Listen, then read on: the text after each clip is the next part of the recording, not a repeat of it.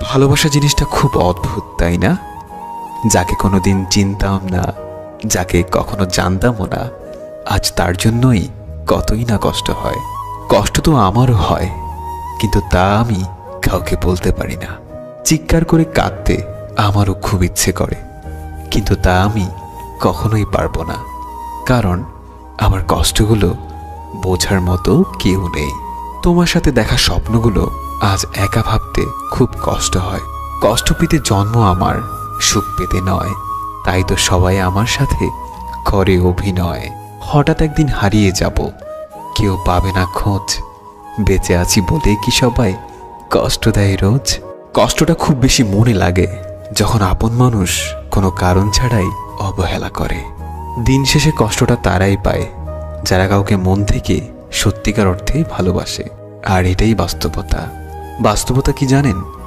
যারা হাসি খুশি থাকতে পছন্দ করে, কষ্টগুলো বারবার তাদের কাছেই ছুটে আসে।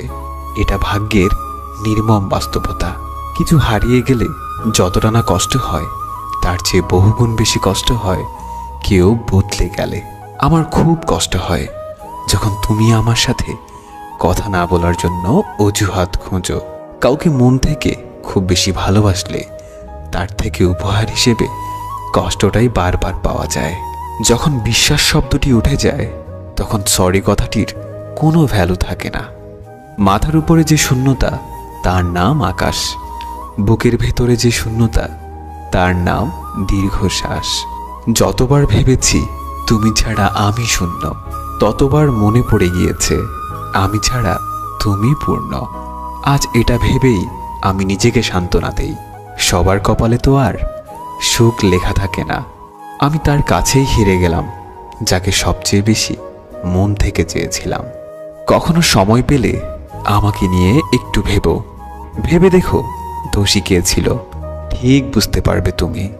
যেদিন তুমি বুঝতে পারবে আমার থেকে বেশি কেউ তোমাকে ভালোবাসেনি, সেদিন তুমি আমার থেকেও বেশি কাঁদবে। অবহেলাগুলো তুলে রাখলাম, একদিন আফসোস হিসেবে ফেরত দেব। যারা মন থেকে ভালোবাসে তাদের ভাগ্যে উপহার হিসেবে শুধুই কান্না থাকে। আর কত ব্যস্ততার অজুহাত দেখাবে? বলে দিলেই তো পারো প্রয়োজনটা শেষ। তোমার সাথে কাউকে কথা বলতে দেখলে আমার খুব হিংসে হয়। তোমার কাছ থেকেই তো শিখলাম কি করে মানুষ এত তাড়াতাড়ি বদলে যায়।